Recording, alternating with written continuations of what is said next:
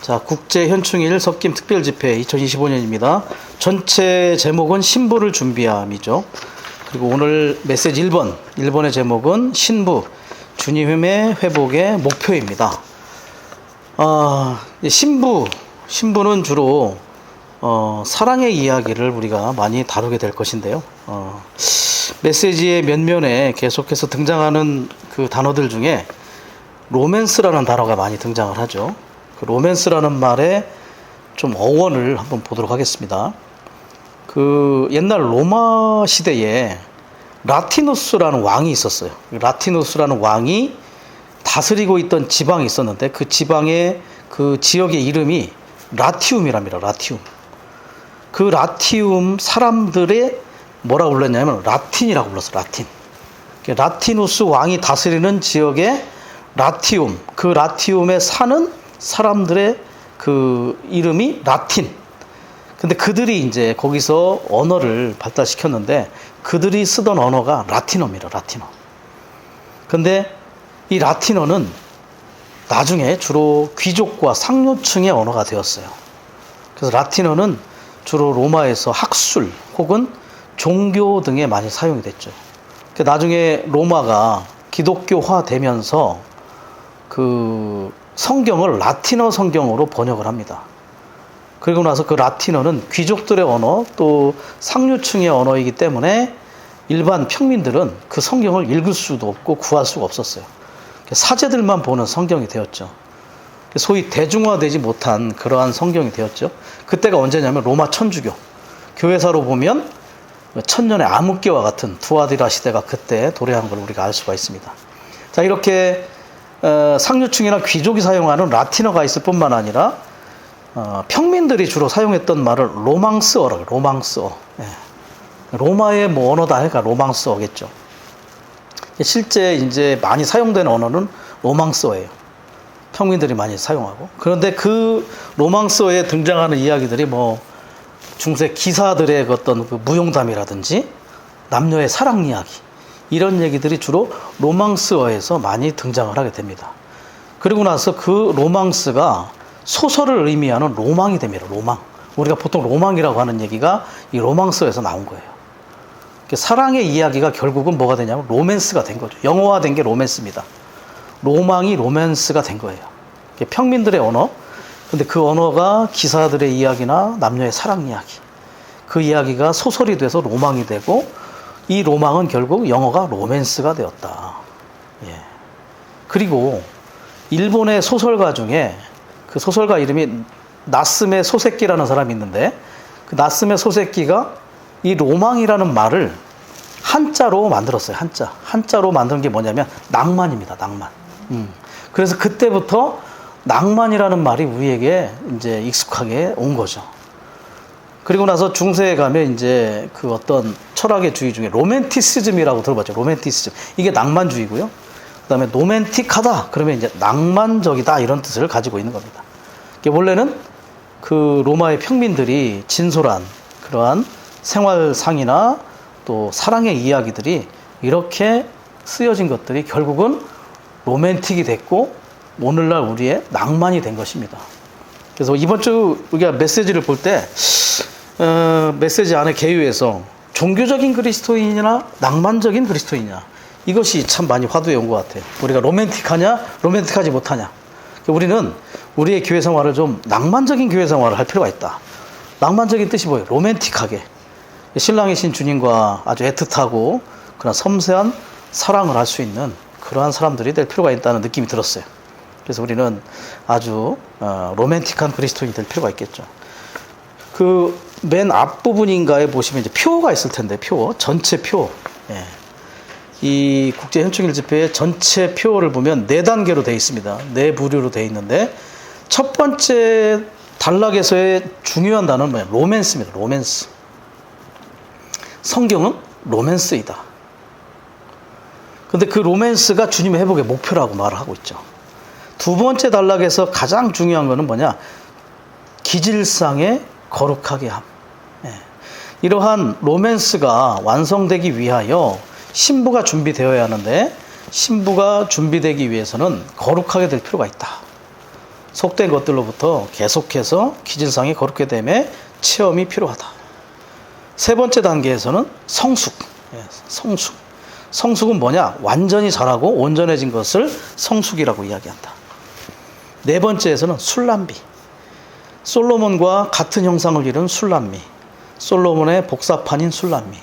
그 술람미가 결국은 새 예루살렘으로서의 로맨스의 완결, 또 이러한 낭만의 결정판을 우리에게 제시해 주겠죠. 그래서 로맨스, 기질상의 거룩함, 성숙, 술람미, 이러한 단어들이 이번 현충일 집회의 전체적인 맥락 안에서 우리에게 계속해서 올 것입니다. 우리 사랑하는 위트니스리 형제님 무덤에 묘비에 이렇게 써 있다는 말이 있습니다. 그리스도의 연인, 위트니스리 여기에 잠들다. 정확하게 모르겠지만 그게 있다는 거예요. 그리스도의 연인. 그는 일생 그리스도를 사랑하고 그리스도를 따르고 그리스도를 유일한 그러한 신랑으로 체험한 그러한 분이셨음을 우리가 알 수 있다는 대목이죠. 워치만 형제님도 사실 그리스도의 연인으로서 끝까지 배신하지 않았죠. 끝까지 주님을 배신하지 않았습니다. 그래서 계속해서 회유를 해도 결국 그는 끝까지 주님을 배신하지 않은 그러한 사랑을 보여줬죠. 교회사를 볼 때 가장 변절이 심할 때가 바로 로마 천주교 두아디라 교회입니다. 두아디라의 뜻은 뭐냐? 변절한 것이죠. 그리고 에베소 교회의 특징을 보면 사랑을 잃어버렸어요. 사랑을 잃어버리면 결국 누림을 잃어버리죠. 그 아내가 남편에 대한 사랑을 잃어버리면 결과적으로 마지막에 그 결과는 등잔대가 옮겨지는 겁니다. 에베소 교회에도 뭐냐? 등잔대가 옮겨질 것이라 라고 경고를 했죠. 그런 것처럼 아내로서 신부로서 교회가 그리스도 앞에 가져야 될 첫 번째 항목은 바로 사랑이라는 것을 우리는 다시 한번 살펴볼 필요가 있겠습니다.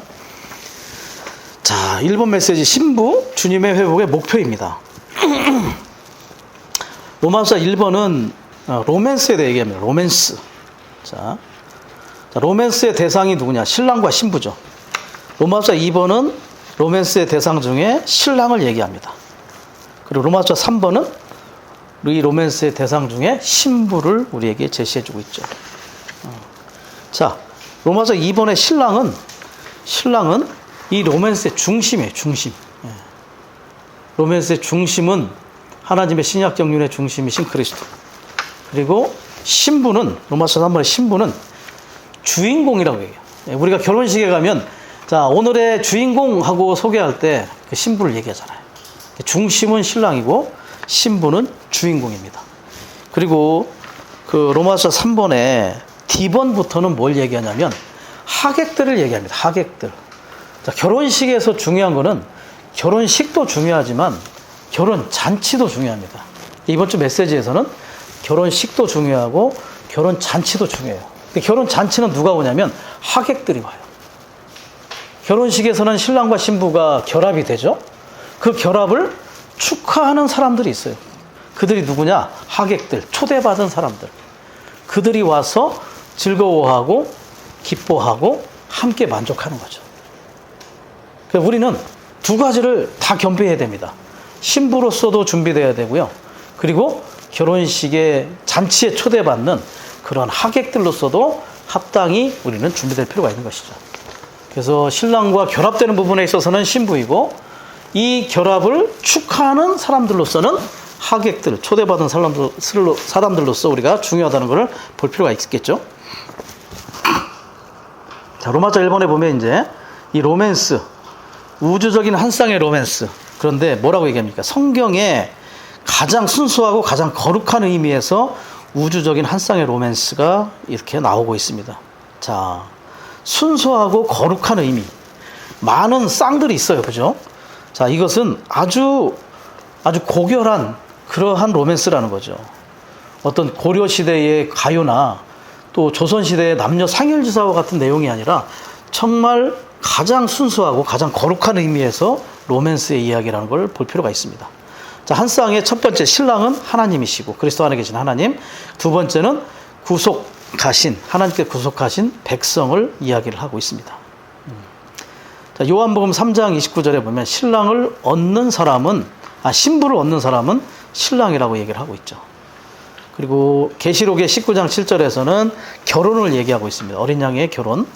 21절 2절에서는 새 예루살렘의 그런 신부로 단장됨을 이야기하고 있고, 그리고 계시록 22장 그 17절 말씀을 보면 기억나실 겁니다. 그 영과 신부께서 말씀하십니다. 이제 완전히 결혼해서 하나가 되어서 말씀하세요. 그 영이 말하는 것이 결국 신부가 말하는 거예요. 계시록 2, 3장에서는 누가 얘기했죠? 그 영이 얘기했어요. 그 영이 교회들에게 하시는 말씀을 들어야 되는 그러한 입장이었다면, 이제 어린 양의 결혼식, 결혼잔치가 끝나고 나면 이 그 영과 신부가 하나 되어 이 말씀을 함께 말하는 그러한 단계에 온다는 것을 볼 수가 있는 것이죠. 자, A번과 B번은 중요한 단어가 창조. 창조의 목적, 하나님께서 특별히 사람을 창조하신 목적. 창조의 중심은 사람이잖아요. 그죠? 사람을 창조하시는 것이 가장 중요한 중심인데, 그 사람을 창조한 목적이 뭐냐? 바로 로맨스를 위해서 창조하셨다는 겁니다. 역대로 하나님은 사람과 사랑에 빠지셨다. 몇 년간? 근 6,000년간 사랑에 빠지셨어요. 하나님은 배필을 얻으시는 목적으로 사람을 창조하셨다. 하나님은 사랑하는 분이시며 사랑하는 분이신 그분 자신의 형상대로 사람을 창조하셨다. 이것은 하나님께서 우리가 그분을 사랑하도록 우리를 창조하셨다는 것을 의미한다. 자, 창세기 1장 26절은 그분의 형상대로라는 것은 뭐냐? 그분을 분배받는 그릇으로 만드셨다는 거죠. 다른 창조물들은 제 종류대로 창조했어요. 각기 제 종류대로.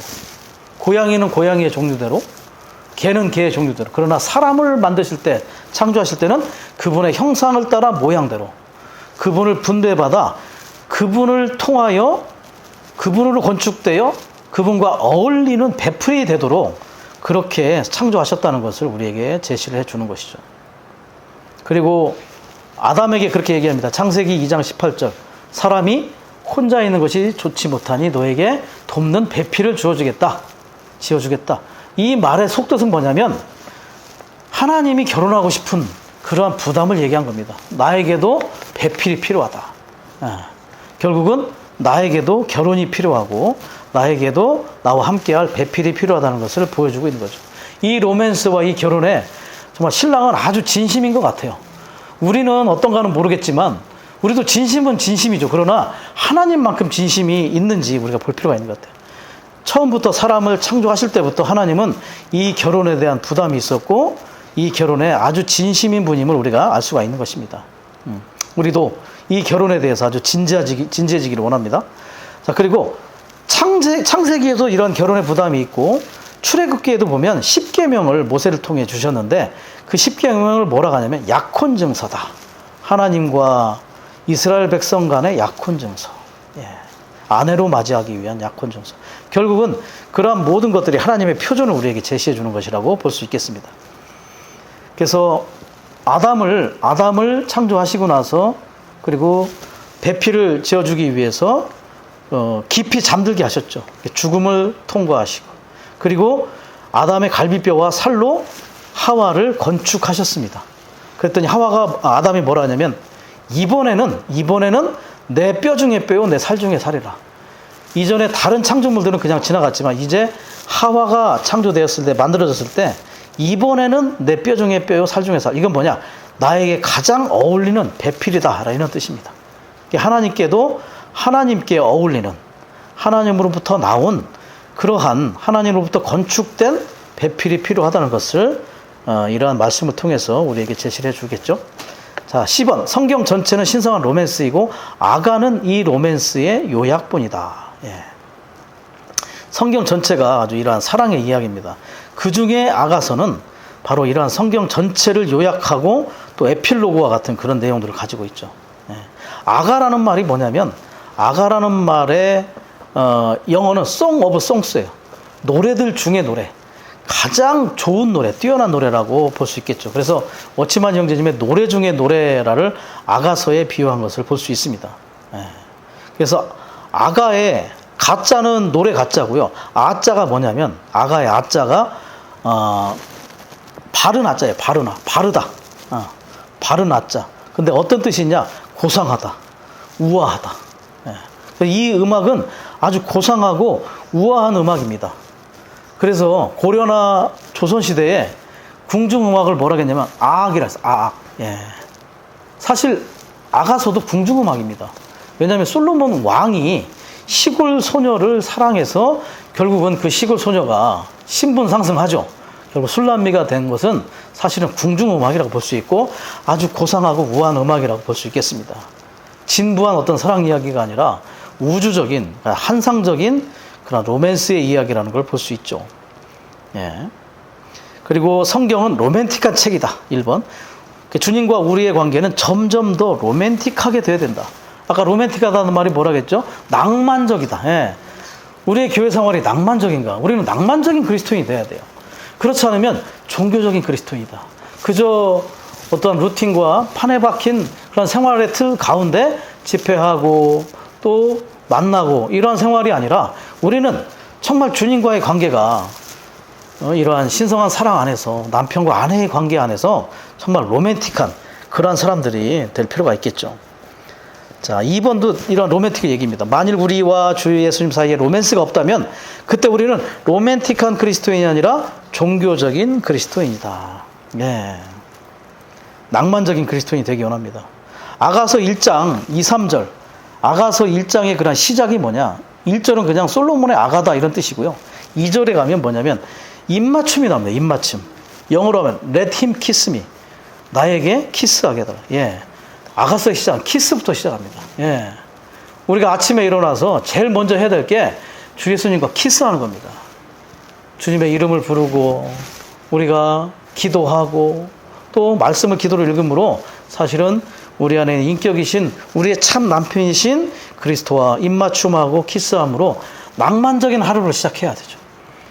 우리 하루의 생활이 낭만적이기 위한다면 우리는 아침부터 그러한 낭만적인 생활의 시작을 가질 필요가 있습니다. 그리고 당신의 사랑이 포도주보다 낫다 이렇게 얘기하죠. 예. 이러한 주님과의 사랑에 이 로맨스에 취해야 돼요. 다른 세상적인 포도주에 취하지 말고 세상적인 누림에 취하지 말고 우리는 주님과의 사랑에 취하는 자들이 될 필요가 있겠죠. 3번, 로맨스는 신성한 구애에 관한 이야기다. 성경에서 우리는 하나님께서 우리에게 사랑을 구하고 계심을 본다. 란영진님이 뭐라고 했냐면 지금 이 순간에도 구하고 계신다. 그 순간순간 그분은 우리의 사랑을 구하고 계세요. 우리는 어떤가 모르겠습니다. 우리는 그 사랑을 받아주는지 아니면 냉정한지 그분은 정말 이 사랑에 진심이신 것 같아요.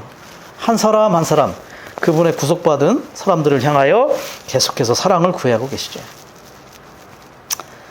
그 사랑은 이런 말이 있어요. 사랑은 그럼에도 불구하고이다. 그럼에도 불구하고. 예. 그 사람이 어떠하더라도 그럼에도 불구하고 그 사람을 사랑하는 게 사랑이에요. 자, 솔로몬이 이 시골 소녀가 어땠습니까?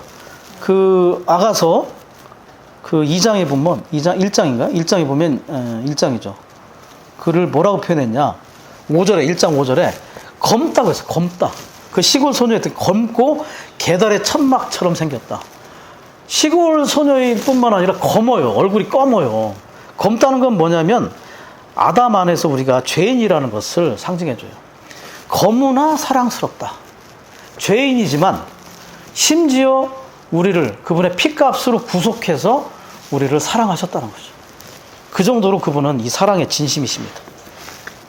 이 정도 되니까 사랑은 그럼에도 불구하고가 통용되겠죠. 우리가 검지만 죄인이지만 계달의 장막처럼 생겼지만 우리를 피값을 지불하고 사랑할 만큼 그러한 대상이라는 것. 예. 그것이 그분의 사랑의 진심인 것 같습니다. 여전히 우리가 모르는 사이에도 그분은 우리의 사랑을 구하고 계심을 볼 필요가 있겠죠. 4번, 아가는 로맨스 이상의 것이다. 아가는 환상적인 로맨스이다. 예. 아, 저는 이 말이 참 아주 누림져. 환상적인 로맨스. 뒷부분에 한 번 더 설명하겠지만 영어로 판타스틱 로맨스입니다. 판타스틱. 예. 아주 환상적인 거예요. 그분은 우리에게 정말 환상적인 로맨스의 사랑을 구하는데 우리는 어떻습니까? 그래서 이런 말 있죠. 예수를 미치게 사랑하는 사람들. 우리는 정말 이 사랑에 미쳐야 됩니다. 심지어 환자, 병이 날 정도로. 예, 아가서도 병이 났다는 얘기를 하잖아요. 우리는 병이 나야 돼요. 주님에 대해서 상사병이 일어나야 되죠. 우리가 그러한 사랑이 될 수 있도록 우리도 환상적인 로맨스를 체험하는 자들이 될 필요가 있겠죠. D번, 이 사랑은 마음에 달려있다. 무엇을 사랑하든지 우리의 온 마음, 심지어 우리의 온 존재는 그것에 고정되고 사로잡히고 점유된다. 세팅된다는 뜻이에요. 세팅. 모든 것들이 다 그분으로 세팅되는 실제가 있다. 그분을 바라보고 심지어 그분으로 점유되는 체험을 하게 된다. 그 디모데전서 6장 10절, 11절 말씀이 뭐냐면, 특별히 10절 말씀. 돈을 사랑하는 것이 모든 악의 뿌리입니다. 어떤 사람들은 돈을 따라가다가 믿음을 떠나 길을 잃고 많은 고통으로 자신을 찔렀습니다. 돈을 사랑하는 것이 일만 모든 악의 뿌리라고 했는데, 그렇다고 해서 이것이 뭐 전적으로 다 유일한 뿌리는 아니지만 어쨌든 돈을 사랑할 때 모든 악들이 다 연결되고 있음을 우리에게 보여주고 있죠. 자, 돈을 사랑하기보다 우리는 뭘 사랑해야 되냐? 주님을 사랑해야 되는데요. 그리고 디모데 후서 3장의 그 2절에서 4절 말씀을 보면 마지막 때가 될 때, 마지막 날들, 그때가 되면 첫 번째, 자기를 사랑하고, 사람들은 자기를 사랑하고 돈을 사랑하고 또 뽐내고 거만하고 헐떡고 불순종하고 감사할 줄 모르고 거룩하지 않고, 그리고 쾌락을 사랑한다. 자기를 사랑하고 돈을 사랑하고 쾌락을 사랑한다. 요즘에 보면 스포츠를 너무 사랑하고 연예인, 아이돌을 사랑하는 것들이 이런 것들에 비견된다고 볼 수가 있겠습니다. 그 디모데후서 4장 8절은 뭘 얘기했냐면 주님의 나타나심을 사모하는 사람들. 10절은 누가 나오면 데마가 나옵니다. 데마. 현 시대를 사랑하여 바울을 떠난 동역자. 사랑은 여러 가지가 나타난다는 거죠. 돈을 사랑하거나 또 자기를 사랑하거나 쾌락을 사랑하거나 또 현 시대를 사랑하거나 이런 것들에 비교되는 주님의 나타나심을 사모하는 그러한 사람들이 될 필요가 있다. 어떻게 이것이 가능하겠습니까? 로맨틱한 그리스도인, 낭만적인 그리스도인, 그분과의 사랑을 계속해서 나누고 그분의 사랑에 취하고 늘 그분께 입맞추고 이러한 사랑을, 이 달콤한 사랑을 누릴 때 우리는 그분의 나타나심을 사모하는 자들이 될 것입니다. 자, 이거는 주님의 다시 오심을 사랑하는 건데 누가 주님의 다시 오심을 사모하겠는가? 매일 아침 그분을 만나기를 사모한다면 그 사람이 바로 주님의 다시 오심을 사모하는 사람들이 될 것입니다. 1번, 하나님을 사랑한다는 것은 우리의 온 존재, 영과 혼과 몸, 또 마음과 혼과 생각과 힘을 절대적으로 그분께 두는 것을 의미한다. 즉 우리의 온 존재가 그분으로 점유되고 그분 안에서 우리 자신을 잃어버리는 걸 의미한다. 많이 들어봤는데 그 중에 제가 인상적인 단어가 힘. 우리 힘을 어디다 두느냐, 힘. 남자가 여자를 사랑할 때 정말 힘이 셉니다. 매일 몇십 킬로를 데려다 줘도 안 지쳐요. 하늘의 별도 따다 줄 것 같아요. 도파민이 이거는 매일 생성이 되고 매일 충만하죠. 어느 시간이 되면 떨어진다는데 주님과의 관계에서 우리도 이러한 신성한 도파민이 멈추지 않아야 될 필요가 있죠. 지난번에 본 것처럼 존 넬슨 다비가 80세 어느 여관방에서 내가 여전히 당신을 사랑합니다 라고 이야기했던 것은 바로 이러한 그의 신성한 로맨스 생활이 계속 유지되었기 때문에 가능했을 것입니다. 여전히 그는 힘을 다하여 정말 연인이 아가서에서 마지막에 주님의 일을 돌보는 것처럼 힘을 다하여 그분의 일을 돌볼 수 있는 자들이 되겠죠. 자, 이 내용은 그 내 마음의 노래 404장에 나오는 그런 내용들입니다. 404장 내 마음의 노래 1절에 보면 주님을 사랑하는 것, 우리 온 존재를 주께 두는 것, 주님을 사랑하는 것, 온 존재가 주님께 점유되는 것, 주님을 사랑하는 것, 그 안에서 우리 자신을 잃어버리는 것, 그분이 우리의 모든 것이 되는 것. 이게 바로 내 마음의 노래 404장에서 인용된 그러한 부분인 것입니다. 자, 그렇게 해서 우리가 주님을 사랑하게 되면 어떤 특징이 있어요. 주님을 사랑하면 고린도서에 보면 강권한다는, 강권. 주님의 사랑에 강권돼요. 강권의 뜻이 뭐냐면 이 사방에서 압박이 들어서 코너에 딱 몰리는 거예요. 이러지도 저러지도 못하는 상황. 그 사랑에 완전히 압도되는 거죠. 우리 말 중에 옴짝달싹을 못하게 하는 게 이 사랑이에요. 주님에 대한 그런 사랑을 누린다면 그 사랑이 우리를 강권하게 되고, 주님을 사랑하면 특징이 뭐냐? 누리게 됩니다. 사랑을 해야 누려요. 우리가 누림이 없다는 건 그분에 대한 사랑이 없다는 거죠. 그러나 사랑이 식으면 추구가 약해져요. 추구가 약해지면 누림이 점점 약해지고, 누림이 약해지면 입맛이 잃어지고, 교회 생활에 맛이 이뤄지고 집에 가기가 싫어지고 결국 마지막에 등잔대가 옮겨집니다. 사랑이 기본이죠. 우리의 그리스도인 생활의 기본은 사랑입니다. 교회의 기본적인 주님에 대한 첫 번째 덕목은 사랑이죠. 그 사랑에 더욱더 강건될 필요가 있습니다. 그 사랑이 우리를 누리만으로 그리고 결국은 합당한 교회 생활 안으로 인도하게 될 것이죠. 자, 2번. 주 예수님을 사랑하는 것은 그분을 귀하게 여기고 우리의 온 존재를 그분을 향하게 하고 그분께 열어드리고 그분을 누리고 그분을 첫째 위치에 두리고 그분과 하나 되며 그분을 살고 그분이 되는 것이다. 이것도 많이 들어보셨을 겁니다. 이것도 내 마음의 노래 366장에 나오는 이거는 그냥 찬송. 내 마음의 노래가 아니라 그냥 찬송 366장 밑에 있죠? 밑에 그 2절에 있는 찬송 가사가 이렇게 이제 연관된다고 얘기하고 있는데 거기에 보면 2절의 가사에 보면 내가 사랑하는 것 그것이 내가 돼. 사랑하는 그것이 된다는 거죠. 주 사랑하려느냐? 흙 사랑하려느냐? 주를 사랑하면 주가 되고 흙을 사랑하면 흙이 된다. 주 채우면 주 되고 흙 채우면 흙 돼. 내 자신 비울 때에 주 만유 채우리. 우리가 주님을 합당하게 사랑하고 그분에 대한 가치를 볼 때 우리는 주님과 더 하나 되는 체험을 하게 될 수 있을 것입니다. 그렇죠. 자, 우리가 사람으로서 주 예수님이 우리에게 두 가지 요구를 하셨다는 거예요. 우리가 사람으로서 이렇게 살 때에 주님이 요구하는 두 가지. 첫 번째, 믿음을 요구하십니다. 두 번째는 사랑을 요구하세요. 믿음은 그분을 받아들이는 거예요. 믿음으로 그분을 받아들이고 사랑은 그분을 누리기 위한 거예요. 믿음으로 그분을 받아들이고 그분을 사랑함으로 그분을 누리는 것을 그분께서 우리에게 요구하신다는 것을 알 필요가 있습니다. 그리고 주 예수님을 사랑하는 것에 6가지가 있는데 자, 주 예수님을 사랑한다는 것은 첫 번째, 그분을 우리의 인격으로 취하는 겁니다. 주 예수님을 사랑하는 것은 첫 번째, 그분을 우리의 인격으로 취하고 두 번째, 그분께서 우리 안에서 거처를 정하시도록 허락해 드리는 것입니다. 인격으로 취하고 우리 안에 거처를 정하시도록 허락해 드리고 세 번째, 그분을 우리의 몫으로 누리고 그분이 우리 안에서 자라시도록 허락해 드린다. 네 번째, 그분과 한영되는 것이다. 다섯 번째, 주님으로 완전히 점유되고 그분의 나타나심을 사모하는 것이다. 나타나심은 다시 오심이죠. 여섯 번째는 우리 안에 사심으로 그분이 우리의 표현이 되시는 것. 주 예수님을 사랑한다는 것은 이런 6방면 안에서 그분이 우리의 어떠함이 되시고 심지어 우리 안에 사시는 것임을 볼 필요가 있습니다. 우리는 주님이 얼마나 정말 받아들일 만하고 사랑스러운 분인지를 그 가치를 정말 계속해서 볼 필요가 있어요. 주님에 대해서 우리는 그 가치가 얼마나 분인지를 계속해서 추구할 필요가 있겠죠. 그 아름다움을, 주님이 얼마나 아름다운 분이심을 본다면 우리는 그분께 계속해서 매혹되는 체험을 하겠죠. 그래서 뭐라고 하냐면 이거는 계시의 문제다. 그렇기 때문에 우리는 기도를 해야 된다. 기도하고 계속해서 보여주시라고 계속해서 요구할 때 우리 안에 이러한 부분이 더욱더 합당하게 밝아진다는 것을 볼 필요가 있습니다.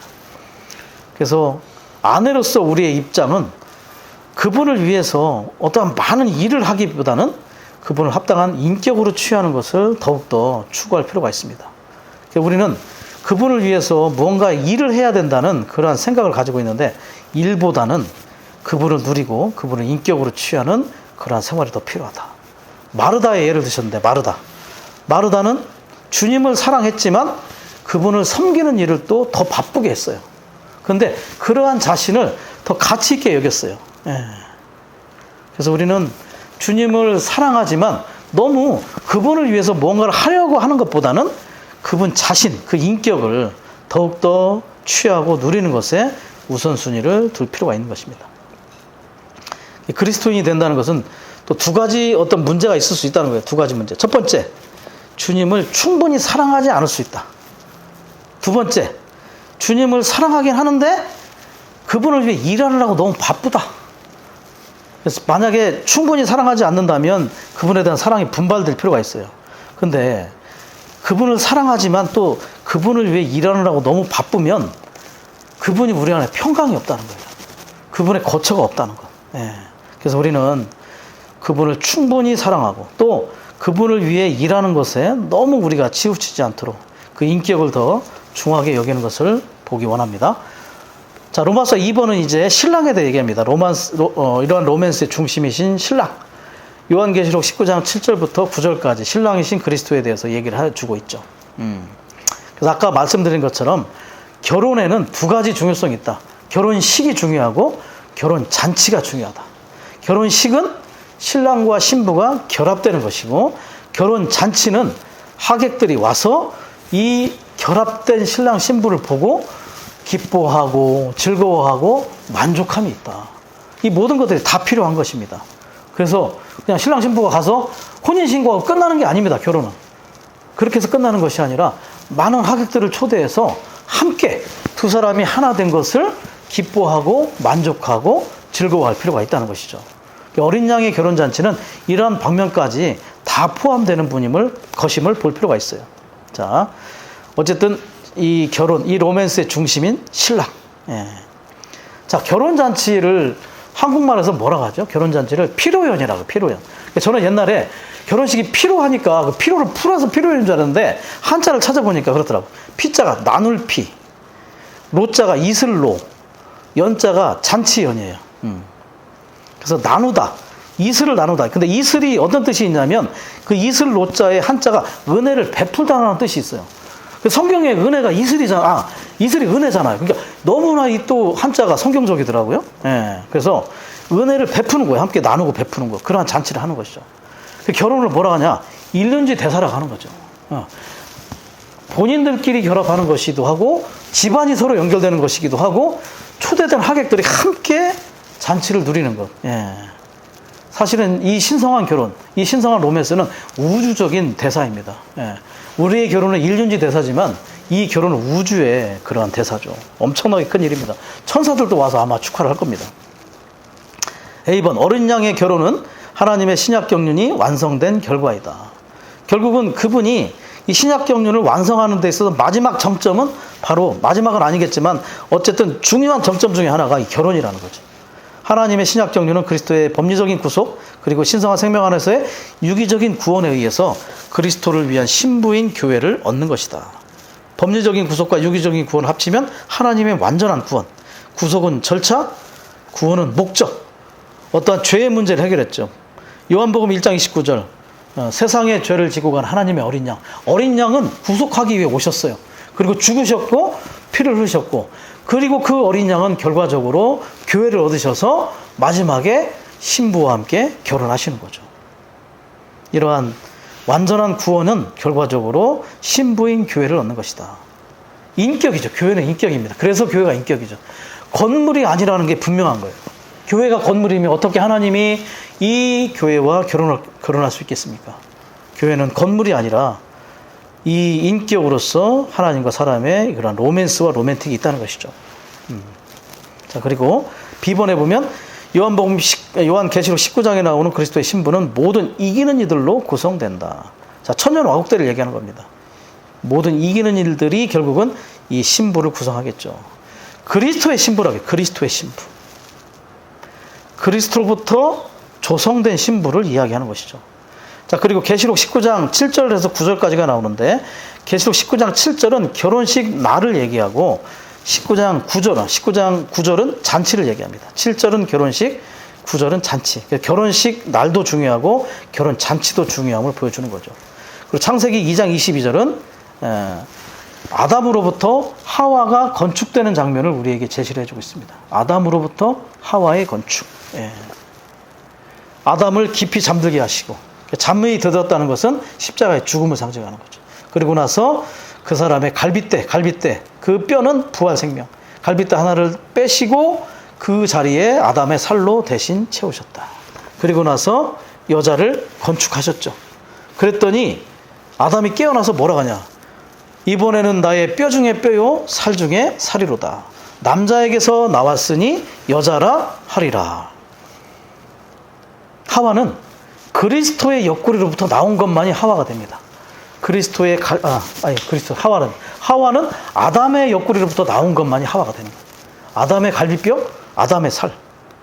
동일하게 교회도 그리스도의 옆구리로부터 나온 것만이 교회가 될 수 있어요. 요한복음 19장 34절. 군병이 창으로 옆구리를 찌르니 피와 물이 나오더라. 피는 A번에 나오는 그런 구속, 물은 구원을 상징하죠. 그리스도의 옆구리로 나온 구속하는 피와 구원하는 물을 통하여 교회가 산출되는 것과 같은 것이죠. 그래서 뭐라고 할 수 있겠습니까? 그리스도로부터 나왔으니 교회라 하리라. 결국은 이 교회가 하나의 인격으로서 결국은 나중에 그리스도의 신부가 될 것임을 우리에게 제시를 해주고 있죠. C번은 신부에 대해서 얘기하고 D번은 아내에 대해서 얘기합니다. 모든 이기는 이들은 그리스도의 신부로서 1000년 동안 신선한 초기 단계의 예루살렘일 것이다. 예, 1000년 동안. 베드로서 3장 8절은 1000년이 하루와 같다겠죠. 결혼식 날은 하루예요. 그런데 그것이 1000년왕국 동안 이루어지죠. 왜냐하면 하나님께서 보시기에 1000년은 하루와 같기 때문에. 그리고 예루살렘 안에서는 이제 영혼 안에서 아내가 될 것이다. 1000년왕국에서는 신부이고 영혼 안에서는 아내가 되는 것이죠. 예. 신부 안에 들어가려면 반드시 이기는 자가 돼야 돼요. 나중에 아내가 되겠죠. 그러나 신부였다가 아내가 되느냐? 아니면 신부는 참여하지 못하다가 예루살렘 안에서 아내가 되느냐는 오늘 우리의 생활에 결정되는 것이라고 볼 수 있겠습니다. 결과적으로 그 예루살렘은 천년 왕국에서 미리 초기 단계의 예루살렘으로 우리에게 제시가 될 것입니다. 자, 3번은 이제 신부에 대해서 얘기합니다. 신부는 이 로맨스의 주인공이라겠죠. 주인공. 자, 신랑은 중심, 신부는 주인공. 신부는 주님의 회복의 목표이다. 오늘 우리의 목표는 신부입니다. 어린 양의 결혼 날이 다가왔고, 자, 신부가 되는 날, 당일날 되면 막 설레이고 그러잖아요. 그죠? 예. 전날에 막 잠도 안 오고, 친정 엄마하고 뭐 밤새도록 울면서, 이제 얼굴을 못 볼 것 같고, 막 그래가지고, 예, 설레이고. 이 말씀이 계속 설레야 돼. 아, 어린 양의 결혼 날이 다가왔고, 예. 우리는 이 결혼에 대한 갈망이 있어야 돼요. 이 말씀에 대해 참 설렐 필요가 있겠죠. 예. 그렇잖아요. 우리는 정략 결혼이 아닙니다. 그죠? 아버지들끼리 뭐 술 먹다가 정해서 하는 정략 결혼이 아니라고요. 우리는 이 과정을 거쳐서 신성한 결혼에 참여하는 거기 때문에 이 말씀이 참 설렐 필요가 있습니다. 요한은 그의 복음서에 시작해서 어린 양과 신랑에 대해 말하고 요한계시록에서는 어린 양의 결혼 날이 다가왔다고 말한다. 요한복음 1장 29절. 세상의 죄를 지고 가는 하나님의 어린 양. 그죠? 자, 구속을 성취하신 어린 양이십니다. 그리고 3장 29절에 가면 신부를 얻는 사람은 신랑이다. 이렇게 얘기를 합니다. 그리고 3장 14절에 가면 무슨 얘기가 있냐면 놋뱀이신 그리스도에 대해 얘기합니다. 모세가 뱀을 든 것처럼 그분도 들려야 됩니다. 놋뱀으로 들리셨다는 건 뭐냐면 뱀을 처리하신 거예요. 사탄을 처리하신 거죠. 자, 요한복음 1장 29절에서는 어린 양으로 죽으셨을 때는 우리의 죄들을 처리하셨고 3장 14절에 놋뱀으로 죽으셨을 때는 뱀, 사탄을 처리하신 겁니다. 그리스도의 7중 신분 중에 이렇게 죄를 처리하시고 그 다음에 뱀을 처리하신 부분을 각각 제시를 해주고 있습니다. 그리고 3장 30절에는 뭐라고 했냐? 그분은 증거하셔야 하고 나는 감소되어야 합니다. 신부를 얻는 사람이 신랑인데 갑자기 그분은 증가되셔야 하고 나는 감소되어야 한다. 감소되어야 하는 건 뭘 감소되냐? 바로 뱀의 성분이 계속 감소될 필요가 있다는 것이죠. 3장은 누구와 대화냐면 니고데모와의 대화예요. 니고데모는 도덕적인 관원이었죠. 결과적으로 놋뱀을 얘기할 때 뭘 얘기하냐면 도덕적인 사람도 결과적으로 뱀이다. 뱀의 성분이 없어지고 감소되어야만 신부가 될 수 있다는 것을 이야기해 주고 있습니다. 자, 요한복음 1장과 3장에서 구속과 또 사탄을 처리함과 그리고 결혼에 대해서 이야기하는데 결과적으로 그 결혼식은 요한계시록 19장 7절에서 성취가 될 것이겠죠. 그래서 환상적인 로맨스다 이 얘기를 할 때 이 판타스틱 로맨스는 여기에 담겨 있어요. 뱀이 신부가 되는 이야기입니다. 뱀이 우리 안에 있는 뱀이 그 성분을 다 이렇게 없애진 이후에 우리는 신부가 될 수 있죠. 언감생심, 우리가 어떻게 하나님의 신부가 됩니까? 우리가 뱀이었는데.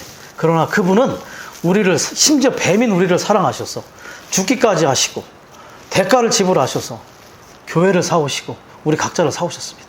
그리고 나서 우리를 신부로 지금 단장 싣고 있다는 것을 반드시 볼 필요가 있겠죠. 이러한 사실들을 계속해서 우리가 계시로 본다면 그분에 대한 사랑이 더욱더 증가될 것입니다. 자, 대부분의 성도들의 휴거가 있고 그리스도의 심판대에서 보상을 위한 심판이 있은 직후에 이어지는 일들에는 틀림없이 어린 양의 결혼이 있을 것이다. 휴거가 있습니다.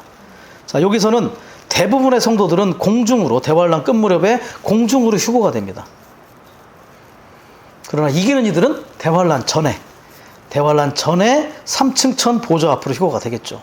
산의 아이의 휴거, 죽은 이기는 이들, 그 다음에 살아있는 이기는 이들은 첫 열매의 휴거는 대환란 전에. 자, 그래서 휴거는 언제 휴거되느냐가 참 중요해요. 대환란 전에 휴거될 것이냐, 대환란 끝 무렵에 휴거될 것이냐, 그리고 어디로 휴거될 것이냐, 3층 천 보좌 앞으로 휴거될 것이냐, 아니면 공중으로 휴거가 될 것이냐. 그리스도인들은 이제 죽은 이들이 산의 아이로 3층 천 보좌 앞으로 휴거가 되든지, 아니면 이기지 못한 이들은 부활하여 이제 공중으로 휴거가 되겠죠. 그리고 그곳에서 심판대를 통과하게 될 것입니다. 그리고 우리가 만약에 이기는 이들이 되었다면 대환란 전에 3층 천 휴거됐다가 그때가 되면 공중으로 함께 그리스도와 함께 내려오겠죠. 심판은 우리는 매일매일 통과해야 됩니다. 베드로전서 4장 17절에 보면 아버지의 집에서부터의 심판이 있어요. 아버지의 집에서부터의 심판. 그 아버지의 집에서부터의 심판은 지성소 안에 있는, 언약궤 안에 들어있는 언약의 두 돌판, 10계명의 심판을 매일 받는 거죠. 우리가 영 안에 들어갈 때마다 우리의 양심을 계속 처리해야 되죠. 10계명에 비추어 보고 그분의 보혈을 적용함으로 우리는 그 심판대가 우리에게 계속해서 비추는 그 언약의 두 돌판의 빛 가운데 있을 필요가 있어요. 매일매일 우리가 그러한 심판을 통과함으로 우리가 하나님의 자녀이기 때문에 그분의 집 안에서 매일매일 이러한 심판을 통과하게 되는 거죠. 그러면 우리는 그 심판을 통과한 자들로서 이기는 자들의 범주 안에 휴거를 갖게 될 것입니다. 자, A번이 그걸 이제 설명해 주는데, 우리가 그리스도의 심판대에서 보상을 받는다면 결혼잔치에 참여할 것이다.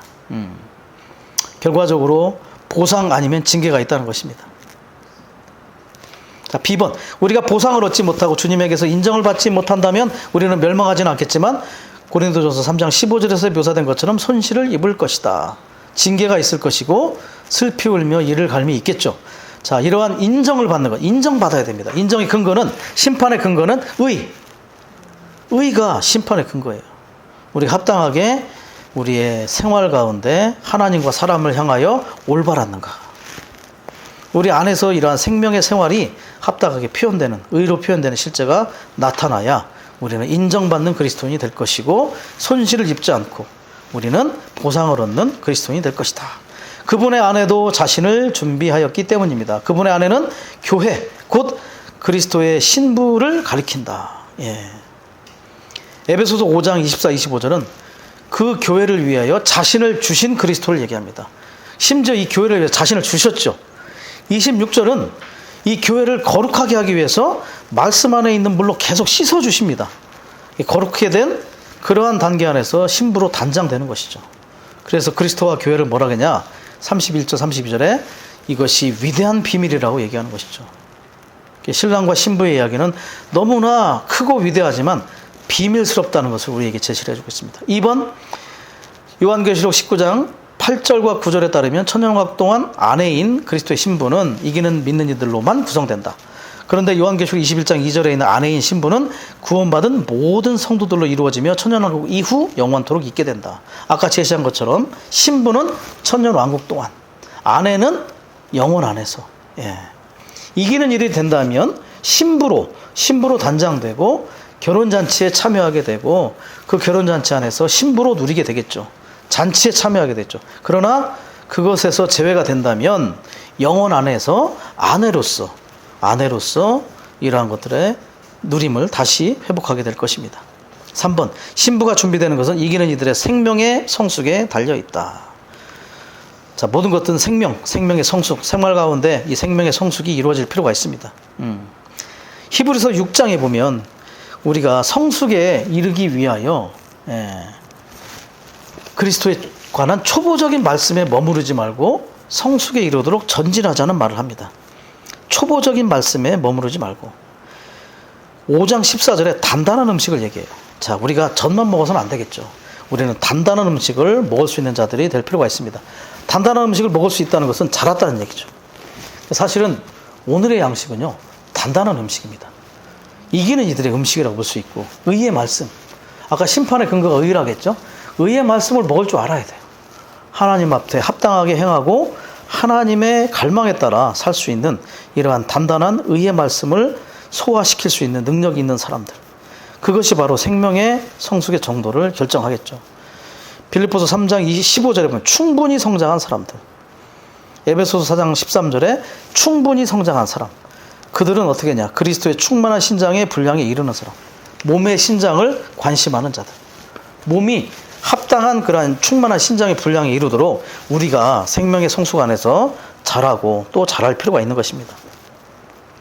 4번, 우리는 금이신 아버지 하나님과 진주이신 아들 하나님과 보석들이신 영 하나님으로 그리스도의 신부인 세루살렘을 단장하고 완결해야 한다.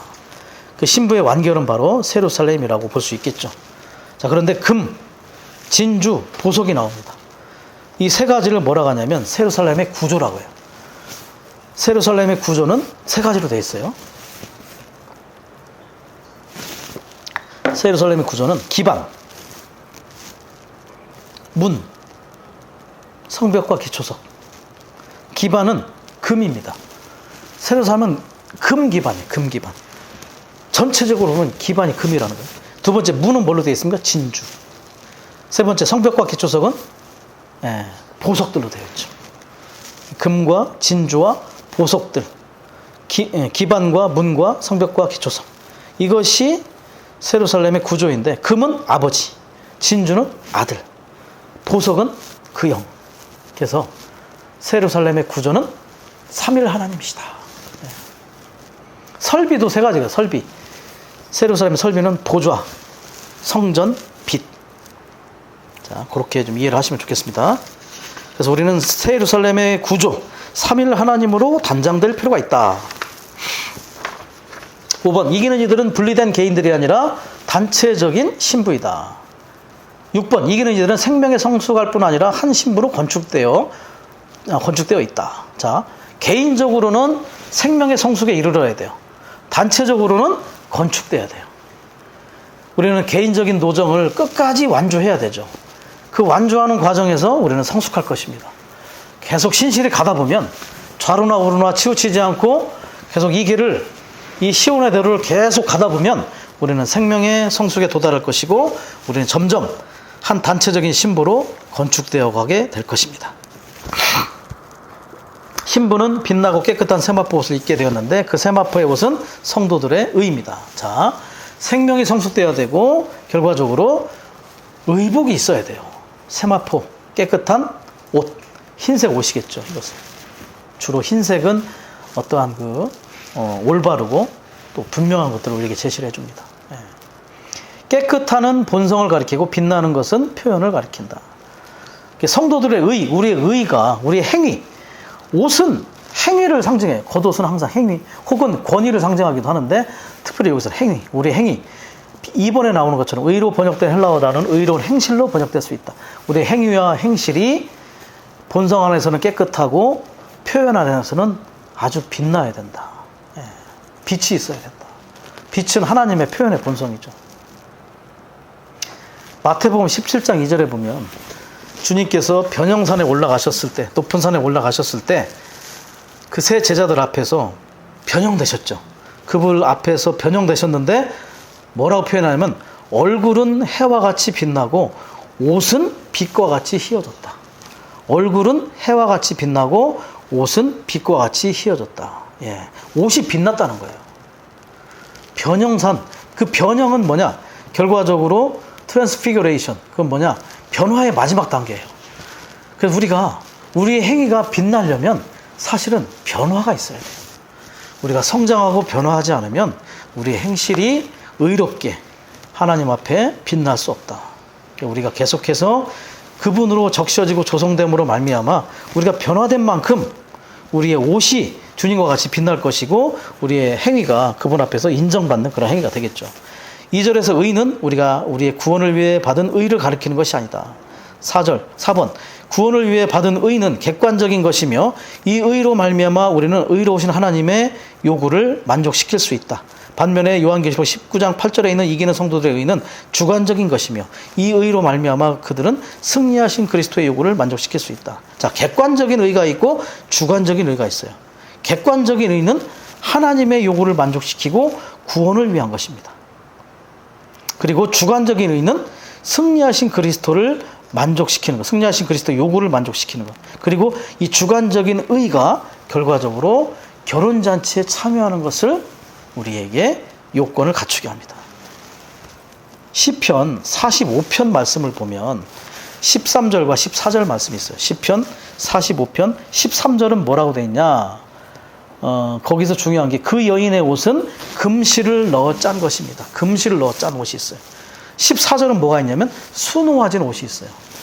13절에 금실을 넣어 짠 옷이 바로 객관적인 의, 우리를 구원하는 의를 얘기하고 하나님의 요구를 만족시킨 그러한 의를 우리에게 얘기하는 옷입니다. 이 옷은 두 가지가 있다는 거예요. 구원을 위한 옷이 있고 그리고 보상을 위한 것.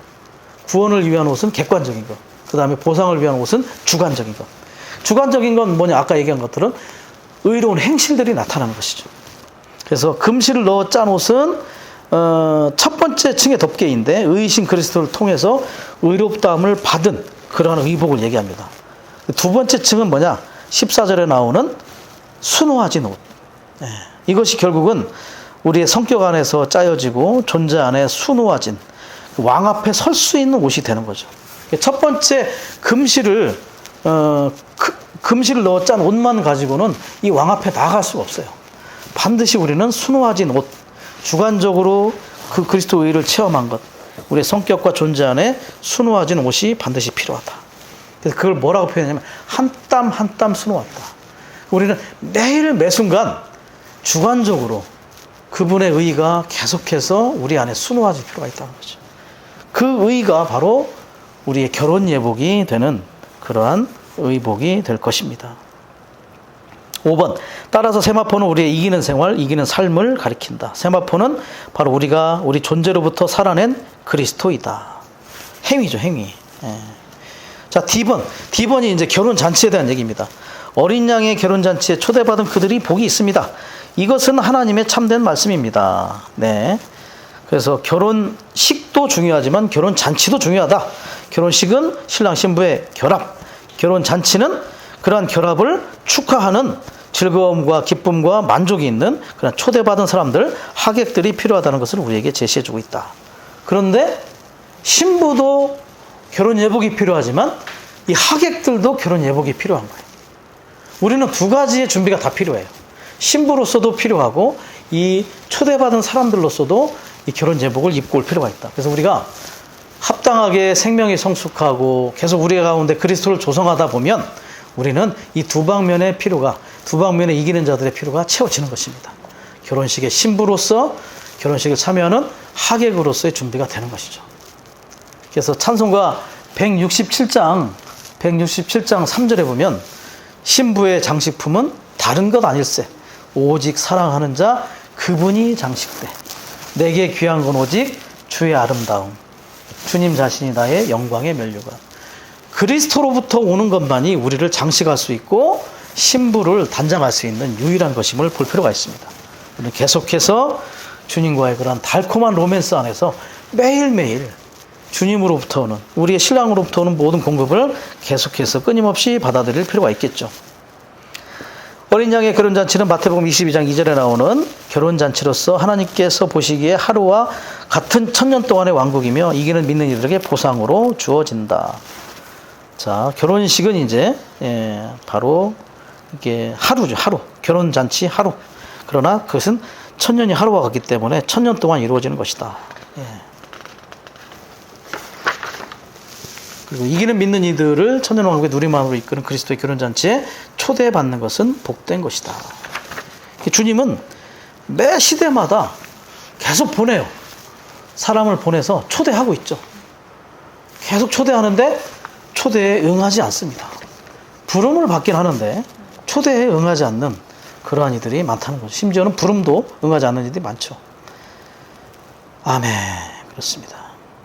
그래서 결혼식의 중심은 신랑이고 결혼식의 주인공은 신부, 그리고 결혼 잔치에 있어서의 주인공은 하객이다. 이 부분을 반드시 기억할 수 있기 바랍니다. 어쨌든 다 중요합니다. 중심으로서의 신랑, 주인공으로서의 신부, 또 잔치에서의 그러한 하객들이 주인공으로서 또 중요한 부분이 있다는 거죠. 자, 요한계시록 19장 9절에 나오는 어린 양의 결혼잔치는 마태복음 22장 2절에 나오는 결혼잔치이다. 이것은 이기는 이들에게 주어지는 보상일 것이다. 그래서 왕국은요, 보상이냐 아니면 징계냐 이거예요. 이것을 본 사람들이 누구냐? 형제 외에 펜버, 고벳, 펜톤, 펜버, 고벳, 펜톤과 같은 교사들은 이걸 봤어요. 왕국은 보상이냐 징계냐의 문제다. 그리고 워치만니가 그걸 그대로 수용한 거죠. 그러나 켈비니즘, 이런 기독교의 켈비니즘은 이 왕국을 어떤 하늘에 속한 맨션, 하늘에 속한 어떤 헤블리 맨션처럼 봤어요. 구원을 받으면 그 맨션에 가는 것처럼. 그런 부분이 아니다. 반드시 생활에 따라서 보상이냐 징계냐가 결정될 것이다. 이것이 왕국과 연결되는 것임을 볼 필요가 있다는 것이죠. 구원은 생명의 문제입니다. 우리가 구원받는 부분은 생명의 문제이고 보상은 생활의 문제이다. 생명이 성숙하는 문제다. 이걸 반드시 보아야 될 필요가 있겠죠. A번, 부름받은 것은 구원을 받아들이는 것이지만 선택받는 것은 보상을 받는 것이다. 부름은 받았지만, 구원은 받았지만 생명 안에서 선택받는 것은 생명의 성숙이 있느냐, 생활 가운데 합당했느냐, 의롭게 살았느냐. 그러나 선택받는 사람은 그렇게 많지 않다. 한 무리, 이 시대적인 도구는 한 무리가 항상 들어간다. 기독교는 주로 부름받는 것에 대한 복음을 계속 많이 전합니다. 이 선택받는 것에 대해서는 거의 언급이 없다는 거예요, 기독교는. 부름받는, 은혜의 복음은 많이 전하죠. 그러나 이런 선택받는 부분에 있어서 왕국 복음이 우리에게 필요한 부분이겠죠. 주님의 회복은 이 선택을 더 많이 강조하고 있습니다. 부름도 중요합니다. 그러나 선택이 반드시 있다는 것을 우리는 볼 필요가 있겠죠. 오직 이기는 이들만이 보상으로 주어지는 결혼잔치에 초대받을 것이다. 구원받은 모든 이들이 이 결혼잔치에 참여하는 것은 아닐 것이다.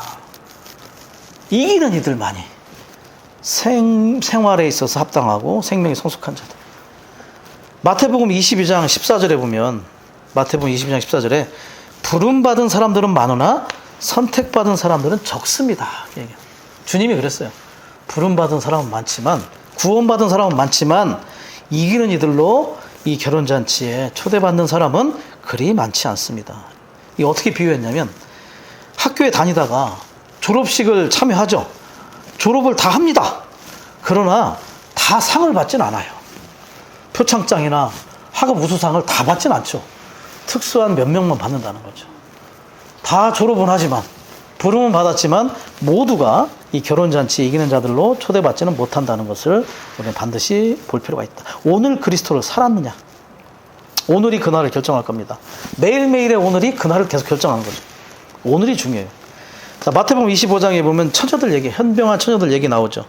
대가를 지불하고 뛰어난 의를 가진 생활을 하기 위해서, 이기는 생활을 하기 위해서 그러신 혼의 기름을, 성령을 계속, 여분의 기름을 채우는 생활. 이게 내재적으로는 우리가 기름을 채우는 생활을 해야 돼요. 그들은 결국 나중에 결혼잔치에 들어가느냐 안 들어가느냐에 어떠한 갈림길에 놓이게 되잖아요. 여분의 기름이 있느냐, 혼 안에. 자, 그리고 밖으로는 뭐가 있냐? 결혼 예복으로 빛나는 세마포를 갖느냐. 안으로는 혼에 기름인 성령을 채우고, 그 채워진 만큼 우리는 결혼 예복이 계속해서 우리에게 밖으로 수놓아지게 될 것입니다. 행위가 나타나겠죠. 기름이 안으로 채워진다면 그 기름에 의한 모든 생명의 생활의 표현이 나타나게 될 것입니다. 중요한 것은 언제 예복을 준비하느냐예요. 이 시대에 준비되면 예복을 입고 결혼잔치 천년왕국에 들어가는 거예요. 그러나 이 시대에 준비가 안 되면 천년왕국 동안에 슬피 울며 이를 갈면서 눈물의 예복을 준비해서 울면서 준비하고 예루살렘 안에서 예복을 입겠죠. 그때 가서 영원 안에서 그 예복을. 그래서 우리는 2번 입느냐 1번 입느냐, 천년왕국에서 이기는 자들로 입느냐 아니면 영원 안에서 그때 입느냐. 두 번을 입을 수도 있고 1번을 입을 수도 있고. 그래서 이 시대에 우리는 이 예복을 준비하는 자들이 될 수 있기를 원합니다. 안으로는 기름을 채우고 밖으로는 이러한 예복이 한 땀 한 땀 그 주관적인 의의가 수놓아지는 실제가 나타나게 될 필요가 있겠죠.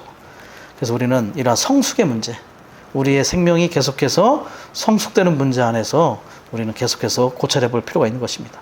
이 시대에 성숙되지 않는다면 다음 시대에 그러한 성숙되는 과정은 매우 혹독할 것이다. 매우 혹독할 것이다.